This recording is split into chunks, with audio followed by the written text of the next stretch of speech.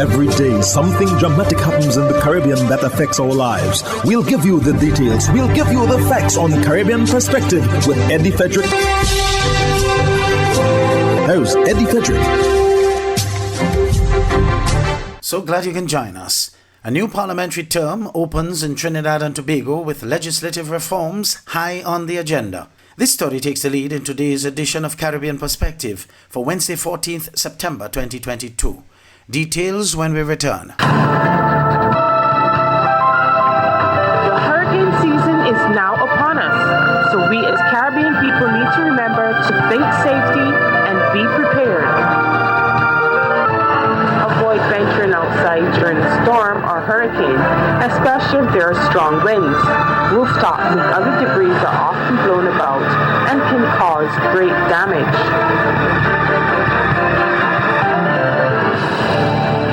Welcome back. The streets surrounding the Red House in Port of Spain came to a standstill on Monday as the parade that preceded the Parliament's opening added to the fanfare of the occasion. It was certainly a parade that was missed over the last 2 years in the midst of the pandemic. Ryan Beshu of CNC3 News reports. As a new parliamentary term opened, the streets of Port of Spain came to a standstill. Ambassadors from around the world were invited to witness this arm of Trinidad and Tobago's democracy. Then came the local officials, the opposition leader, the Attorney General. Morning all. Morning, Mr. Attorney General. Any words before you go in? Lovely day.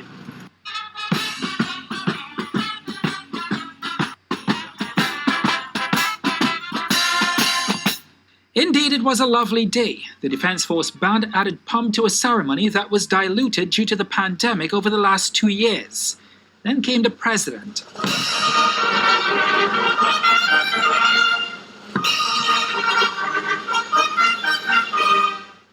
Following her, Senate President Christine Kangaloo and House Speaker Bridget Anisette George. The President will then inspect the Guard. With local government elections due in the coming months, Minister of Rural Development Faris Al-Rawi said this session will be an important one. This is a year of local government reform, so the operationalization schedule and the pieces of law that go along with that are very high on my personal agenda, certainly on the government's agenda. I sit as the chairman of the Legislative Review Committee, and I can tell you that there is a significant amount of law that will be coming to the Parliament. In a Parliament that has often seemed divided and isolated, this was the Energy Minister's wish.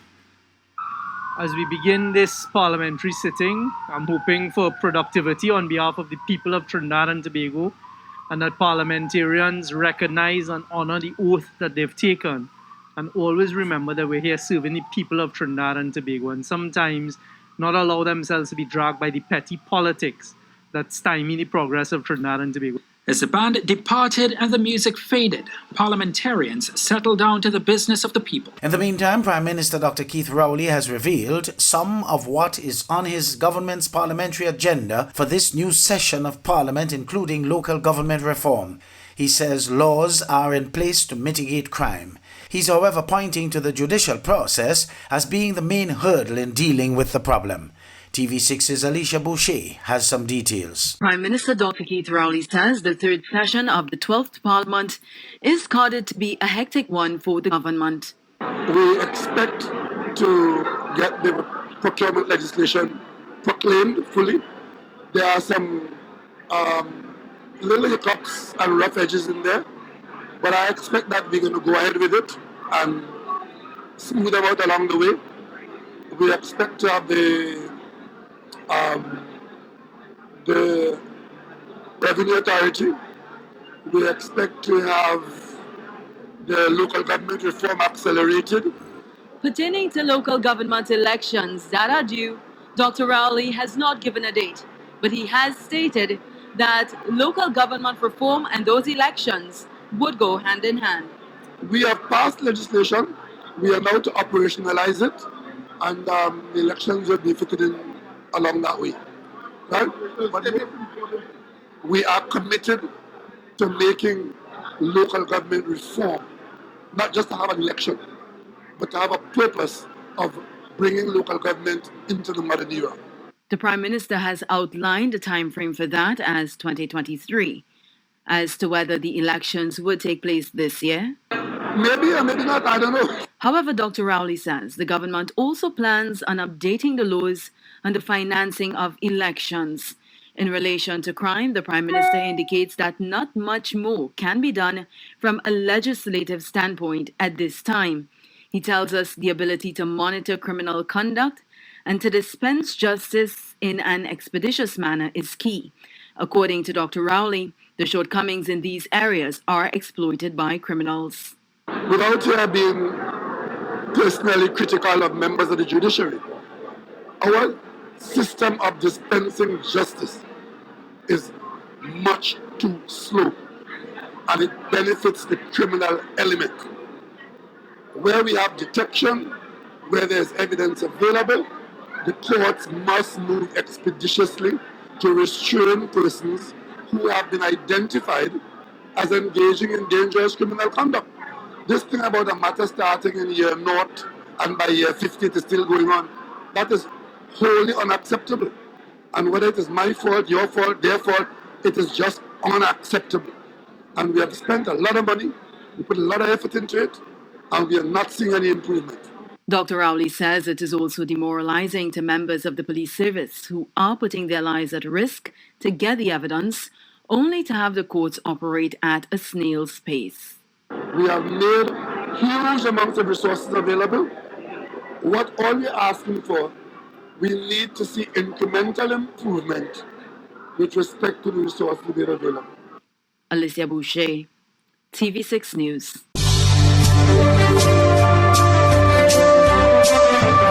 You're listening to Caribbean Perspective with Eddie Frederick.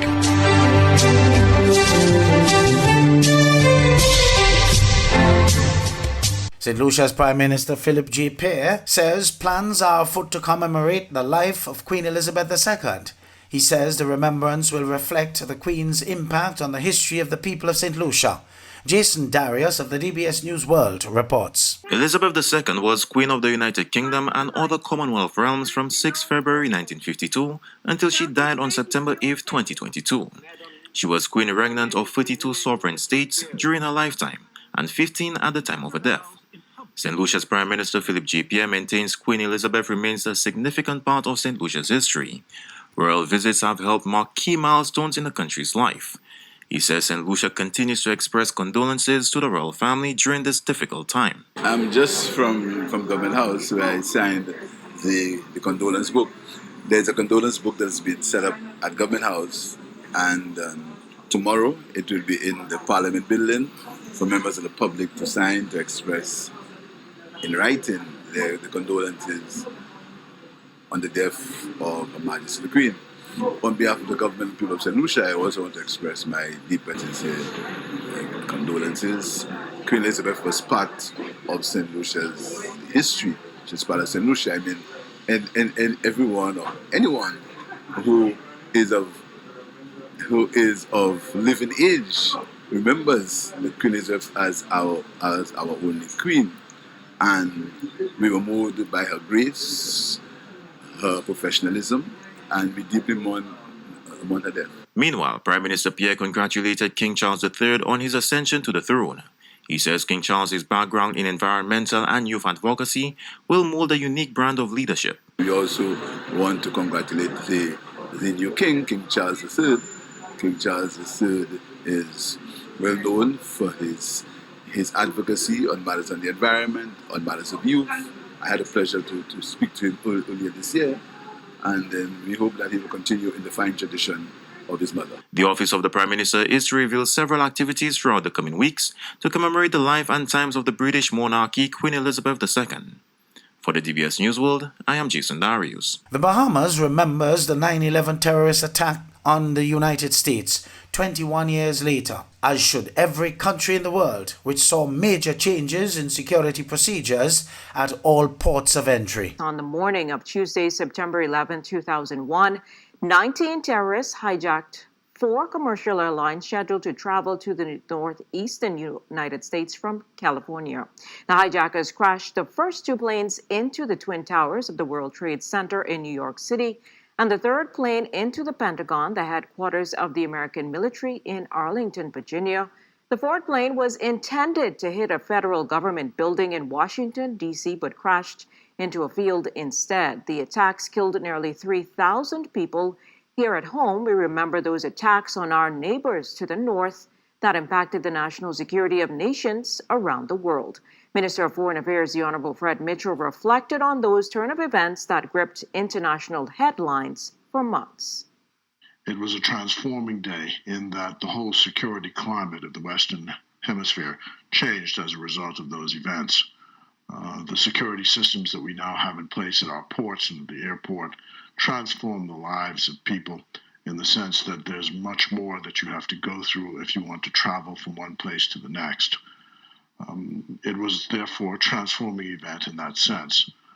But it also reminds us today, on the anniversary, that we have a job to do to work on things like poverty, like the instability which exists throughout the world, to understand the reasons why those things take place and how we have to stop engendering hatred amongst people. The Foreign Affairs Minister encouraged Bahamians to promote world peace and continue praying for families and Americans still mourning the tragic attacks. World peace is still the object and aim of all countries, to continue to have the Caribbean be a zone of peace for the world, and to remember that we are our brother's keeper, and to be sure that our country is safe from these kinds of attacks. We therefore stand with the United States and other countries who were victims of this terrible, terrible event, and we pray and will work that nothing like this happens again. Concerns over lottery scamming becoming too normalized in Jamaica. TVJ's Krista Campbell reports. The police commissioner in Westmoreland, as stakeholders meet to decide how to address the latest upsurge in crime and violence in the parish. The commanding officer for the Westmoreland Police says lottery scamming is increasingly a factor that's making it easier for gangs to recruit youngsters. Young men and women are now so socialized in getting this easy money that if the government and the private sector should provide 100% of jobs now, they are not interested because the money that they will be working for to wait on for a week, that is something that they spend at a dance and they spend to buy a drink. He says the breakdown in proper parenting is part of the problem and is supporting a call for parenting workshops to help address this latest crime wave in Westmoreland. Over time, some of the persons who are even being sent down by their citizens, we find that they themselves sometimes have sons, nephews, cousins, and so on who are involved in lottery scamming. And they are now buying into that notion that, oh, they're not doing anything wrong, they're just taking back the money that the white people stole from us in slavery. But the thing is, those spoils from the lottery scamming, they are buying guns and they are killing people. And he notes an increasing number of businesses indirectly benefit from the illegal activity. The lottery scamming is booming. The security companies make more money because people are in fear. You find that hardware stores and so on, they sell more steel, more sand, more cement because they are spending money and houses are building up.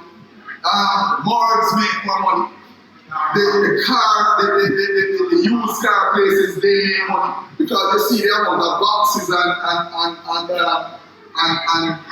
markets out there. The police commissioner has pledged increased police presence as part of the new crime plan for Westmoreland.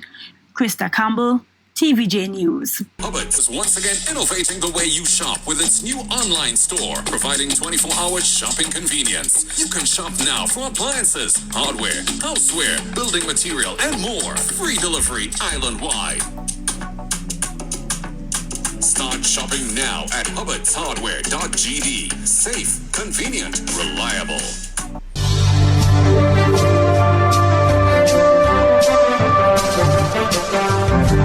I am Eddie Frederick. This has been Caribbean Perspective, a whole new approach to highlighting developments in the Caribbean. In the meantime, please continue to log on to CaribbeanPerspective.com for more daily news and more.